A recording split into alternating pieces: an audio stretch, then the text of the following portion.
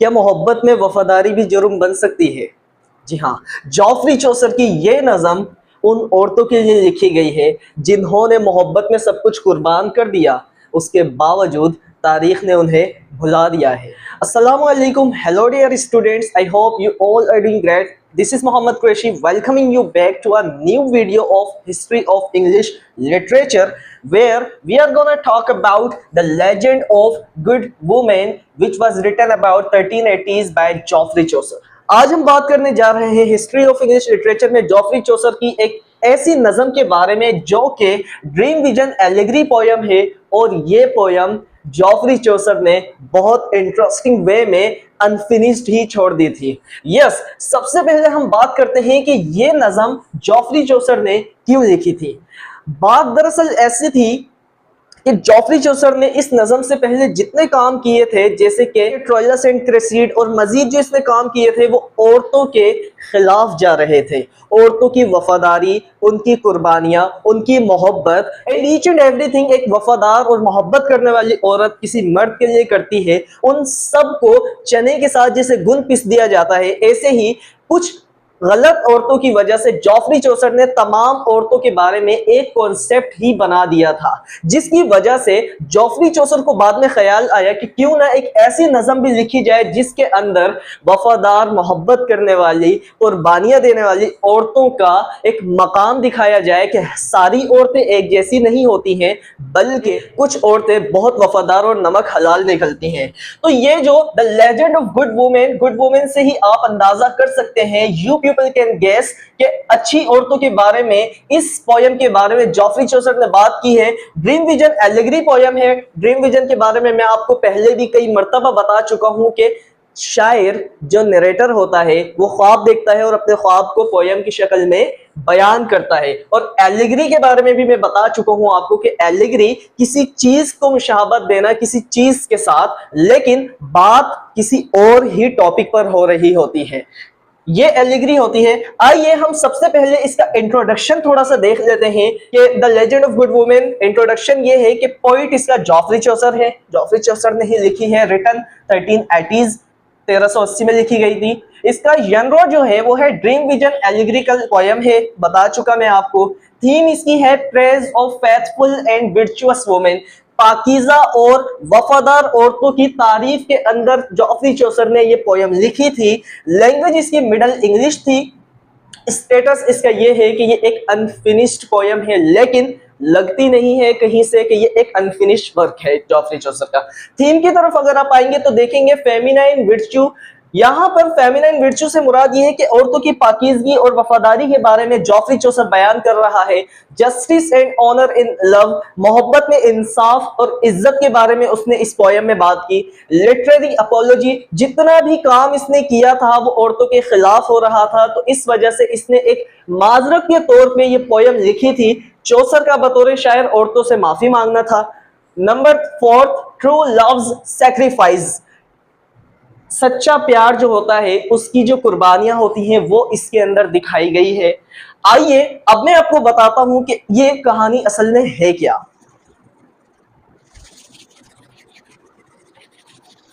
आओ आज एक ऐसी कहानी सुनते हैं जिसमें जॉफरी चौसर खुद अपने ख्वाब में एक बहुत बड़ा सबक सीखता है, जिसमें औरत की मोहब्बत, वफादारी और अजमत के बारे में बहुत बड़ा एक वाज़े पैगाम दिया गया है कि हमेशा औरत गद्दार, बेवफा और गलत नहीं करती है, बल्कि तारीख ने इसे प्रूव किया है कि मर्दों से ज़्यादा औरतें वफादारी करती हैं। इस कहानी को शुरू करने से पहले मैं आपको इस कहानी का मैसेज और मॉरल वो लिखकर बता दूं कि वो यही है कि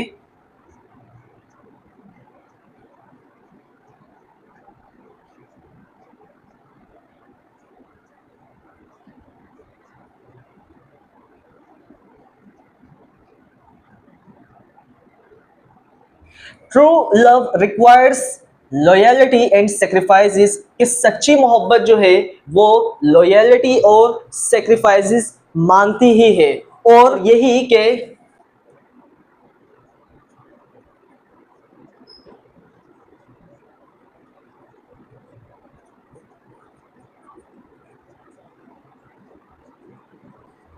women have proved it better than man, कि लॉयल्टी और सेक्रीफाइसेस की जब भी बात आती है तो तारीख में इस बात को वाज़ेह देखा जा सकता है कि औरतों ने हमेशा मर्दों के मुकाबले में इन चीज़ों को ज़्यादा प्रूफ किया है, ज़्यादा सेक्रीफाइसेस औरतों ने ही दी है और ज़्यादातर लॉयल्टी टेस्ट में औरतें ही पास हुई हैं। ऐसा है कि the legend of good women के बारे में हमने इंट्रोडक्शन पढ़ा था। इसकी तमाम चीज़ें जब पढ़ने के बाद अब हम असल कहानी की तरफ आ रहे हैं कि ये एक ऐसी कहानी है जिसमें जॉफ्री चौसर खुद नरेटर भी है और एक ऐसा सबक सीखता है कि उसके होश ठिकाने आ जाते हैं, क्योंकि इस कहानी के अंदर उसने औरतों की बेवफाई गद्दारी नहीं दिखाई है, बल्कि औरतों की अजमत, इज्जत, मोहब्बत, वफादारी और उनकी जितनी भी सेक्रीफाइसेस होती हैं वही दिखाई है। तो आइए हम असल कहानी की तरफ चलते हैं।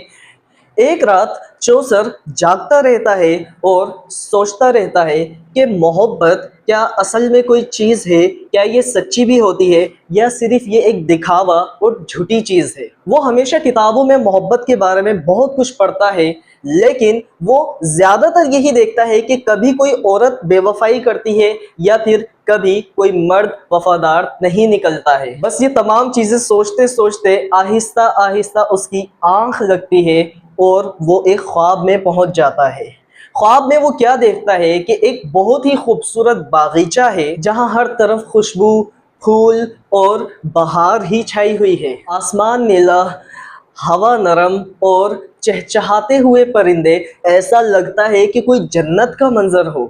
इसी दौरान अचानक से एक रोशनी फैलती है और चौसर के सामने आता है Cupid, the God of love. एक बात मेरी यहाँ पर बच्चों याद रखना कि हम मुसलमान हैं और हम एक अल्लाह पर यकीन रखते हैं। इसी वजह से ये जितना भी इंग्लिश लिटरेचर है, आप जानते हैं कि ये उन लोगों ने लिखा है जिनका दीन से दूर दूर तक कोई ताल्लुक नहीं था। Cupid, the God of love, हम यहाँ पर उसे कह रहे हैं, लेकिन उस वक्त के लोगों ने, क्योंकि उनका कोई दीन ईमान तो था नहीं, दीन से कोई ताल्लुक था नहीं, इसी वजह से वो लोग कई खुदाओं को मानते थे, थे। इसी वजह से आज मैं आपको एक बात क्लियर कर दूं कि आप इंग्लिश लिटरेचर की हिस्ट्री पढ़ते पढ़ते आप अपना ध्यान ही ना खो देना कि आप मुसलमान हैं, ठीक है। तो गॉड की जगह मैं आपको कहूंगा यहाँ पर आप जिन कह दे कि मोहब्बत का जिन, मोहब्बत का देवता, ठीक है, लेकिन आप गॉड ना कहें क्योंकि God there is only one. Okay, so Cupid जो है वो पावर ऑफ लव है। हमने यहाँ पर पावर कह दिया, इसे हम जिन कह देंगे, ठीक है। सो क्यूपिड जो है वो अचानक से एक रोशनी की तरह उसके सामने नमूदार होता है और बहुत ही ज्यादा गुस्से के अंदर होता है। क्यूपिड के साथ एक नूरानी चेहरे वाली औरत भी मौजूद होती है जो कि क्वीन होती है। चौसर उसकी तरफ देखता है और पता लगता है कि इसका नाम क्वीन एल्सिस्ट है, जो कि एक ऐसी औरत है जिसका ख्वाब मर्द देखता है कि हमारी होने वाली जो वाइफ हो वो इस तरह की हो, यानी कि एक आइडियल वुमेन के तौर पर क्वीन एल्सिस्ट को यहाँ पर चौसर ने दिखाया है। क्यूपिड गुस्से में कहता है, ओ चौसर, तुमने औरतों के खिलाफ इतनी कहानियां क्यों बनाई हैं? ट्रोइलस और क्रेसिड के अंदर भी तुमने औरत को इतना बेवफा और गद्दार दिखाया है, तुम ऐसा क्यों करते हो? मैं तुमसे बेहद नाराज और गुस्से में हूँ। बस तभी वहां पर क्वीन एल्सिस्ट, जो कि मोहब्बत और वफादारी की अलामत है, अचानक से बोल पड़ती है, कहती है, क्यूपिड आप चौसर पे इतना गुस्सा ना हो, मैं चौसर से बात करती हूँ और इसे एक मौका देती हूँ। क्वीन एल्सिस्ट चौसर की तरफ मोहब्बत भरी निगाहों से देखती है और कहती है कि चौसर, आप ये सोचते हैं कि मोहब्बत क्या सच में होती है या नहीं होती, तो मैं आपको बताना चाहती हूँ कि मोहब्बत वाकई ही होती है और ये सच भी होती है, लेकिन इंसान बहुत कमजोर है। चौसर, मैं आपको एक मौका दिलवाना चाहती हूँ और आइंदा आप जितनी कहानियां लिखोगे वो औरतों की वफादारी और उनकी कुर्बानियों के बारे में ही होनी चाहिए। क्यूपिड भी थोड़ा सा ठंडा होता है और सर हिलाता है और कहता है, आई समझ तुम्हें चौसर कि आज के बाद जितनी कहानियां आप लिखोगे वो औरतों की वफादारी और उनकी कुर्बानियों पर ही लिखोगे। चौसर कहता है, ठीक है, अब मेरा फर्ज है कि मैं ऐसी औरतों की कहानियां लिखूं जिन्होंने मोहब्बत में वफादारी और बड़ी बड़ी कुर्बानियां दी हैं। और यूं चौसर को मिल जाता है एक नया मिशन, जिसमें उसने वादा किया है कि अब वो जरूर the legend of good womens लिखेगा, यानी ऐसी औरतों की कहानी जो मोहब्बत में वफादार रहीं, चाहे उनकी जान ही क्यों ना चली गई हो। फिर वो शुरू करता है एक एक करके कहानियां, जो कि यहाँ पर स्टोरीज ऑफ गुड वुमेन में मैंने 7 कहानियां जो कि कंप्लीट है, लेकिन फिर भी चौसर ने अपने इस काम को अनफिनिश्ड ही रखा है। नंबर 1 पे उसने कहानी लिखी क्लियोपेट्रा के बारे में, जिसने एंटोनी अपने महबूब के लिए अपनी जान दे दी थी। नंबर 2 पे उसने कहानी लिखी डिडो के बारे में, डिडो जिसे धोखा दिया गया था उसके महबूब एनीस की तरफ से, उसके बावजूद डिडो ने अपनी मोहब्बत को नहीं छोड़ा, वफादार रही। नंबर 3 पे उसने कहानी लिखी थिस्बी के बारे में, जो कि अपने महबूब पिरेमिस की याद में, क्योंकि इसका जो महबूब था, हस्बैंड था, वो मर गया था, उसकी याद में हलकान होती रही, रोती रही, इसने शादी नहीं की और अपनी जिंदगी को दोबारा नहीं जिया, और एक दिन ये इसी की याद में मर गई थी। चौथे नंबर पर हमारे पास मैडी है, जिसको धोखा दिया उसके महबूब जेसन ने, उसके बावजूद वो उसकी मोहब्बत में ही गिरफ्तार रही और अपनी जिंदगी में किसी और को कभी आने की इजाजत ही नहीं दी। ऐसे ही हमारे पास 3 कहानियां और हैं, जिसमें औरत की वफादारी, उसकी कुर्बानियां, उसकी मोहब्बत और हर एक चीज, यानी कि औरत का एक वकार दिखाया गया है कि औरत हमेशा बेवफाई या गद्दार नहीं होती, और मर्दों के मुकाबले में तारीख में देखा गया है कि औरत ने इन तमाम चीज़ों में ज़्यादा बेटर परफॉर्म किया है। मर्द फिर भी लॉयल्टी टेस्ट के अंदर हार जाते हैं। अकॉर्डिंग टू चौसर के मुताबिक मर्द हजरात जो हैं वो फिर भी लॉयल्टी और सेक्रीफाइसेस में कम है औरतों के मुकाबले में। औरतों की सेक्रीफाइसेस और लॉयल्टी ज्यादा है और उनकी कुर्बानियां ज्यादा होती हैं। तो ये तमाम स्टोरीज फिर उसने अपने ख्वाब से जागने के बाद मिशन बनाया था, और इन औरतों की कहानियां उसने इस the legend of good women 1380 में जो काम किया, उसने ये एलिगरी पोयम लिखी, इन तमाम औरतों के बारे में उसने बयान किया। एक चीज आपको यहाँ पर और समझ लेनी चाहिए कि चौसर ने जो ये काम किया था वो इस वजह से किया था क्योंकि चौसर थक चुका था। उस जमाने में औरतों की गद्दारियां इतनी ज्यादा इसके सामने आ रही थी, इतनी बेवफाइयों की कहानियां सामने आ रही थी। पूरी सोसाइटी के अंदर, पूरी दुनिया के अंदर औरत औरत औरत, बेवफा बेवफा बेवफा, बस एक ही गद्दारी का लफ्ज औरत के साथ जुड़ गया था कि औरत हमेशा बेवफाई करती है मोहब्बत के अंदर। तो इसी वजह से बस चौसर को थोड़ा अंदर से महसूस हुआ कि यार बहुत ज्यादा जो है ना हो गया है, बहुत बेइज्जती हो गई है औरतों की अपनी पोएम्स के अंदर, अब क्यों ना थोड़ा सा इसको कवर अप दे दिया जाए। क्योंकि लेडीज ऑडियंस जो इसकी थी वो इससे नफरत करने लगी थी। इसी वजह से औरतों के बारे में इसने ये ऐसा काम लिखा कि औरतें फिर से इसकी तरफ आने लगी, इसे सुनने और इसको पढ़ने लगी। तो इसी वजह से इसने ये एक कहानी के तौर पर बयान किया कि मुझे ऐसे ऐसे गॉड ऑफ लव जो है क्यूपिड आया, उसने मुझे डांटा। फिर क्वीन एल्सिस्ट आती है, वो इसकी साइड लेती है चौसर की और क्यूपिड को ठंडा करती है और चौसर को एक मौका दिलवाती है और उसका मिशन बन जाता है। तो ये तमाम चीजें जो है चौसर ने अपनी तरफ से ऐड करके, इसी वजह से कि इसकी ऑडियंस जो लेडीज थी वो कम होती जा रही थी क्योंकि औरत की बेवफाई गद्दारी पर ये बहुत ज्यादा लिख रहा था उस वक्त, इसने फिर उन तमाम चीजों को कवर करने के लिए एक ऐसा काम कर दिया कि लेडीज ऑडियंस इसके पास दोबारा से आ जाए।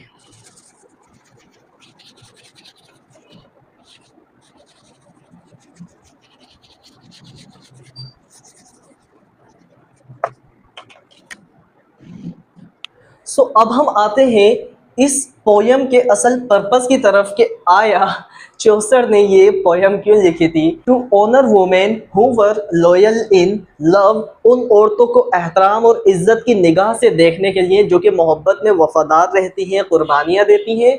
To redeem his poetic reputation, मैंने जैसा कि आपको बताया था कि इसने औरतों के खिलाफ बहुत ज़्यादा काम कर दिया था, जिसकी वजह से जितनी इसकी लेडीज़ ऑडियंस थी जो इसको सुना करती थी, जो इसको पढ़ा करती थी, वो बहुत ज़्यादा कम हो रही थी कि यार हमें इतना ज़्यादा गिराया जा रहा है ये सोसाइटी के अंदर, हमारा मकाम बिल्कुल भी चौसर नहीं बना रहा। तो उसी चीज़ को इसने अपनी रेपुटेशन को, यानी अपनी पोइटिक रेपुटेशन को दोबारा से जिंदा रखने के लिए और अपनी ऑडियंस को दोबारा इस चीज़ पर आमादा करने के लिए कि नहीं आप छोड़ के नहीं जाओ यार मेरी पोएम्स को, मैं जो है ना आपके लिए भी कुछ काम कर देता हूँ। तो इसने जो है ना ऐसे समझो कि एक गुनाह कर दिया था बहुत बड़ा औरतों को, जैसे शहद की मक्खियों के छत्ते में हाथ डाल देता है ना बंदा, ऐसे ही इसने औरतों को छेड़ के बहुत बड़ी गलती कर दी थी, एक गुनाह कर दिया था। तो बस उस गुनाह को इसने दोबारा से ठीक करना था, उसको उसकी माफ़ी मांगने के लिए शायद इसने ये काम किया था।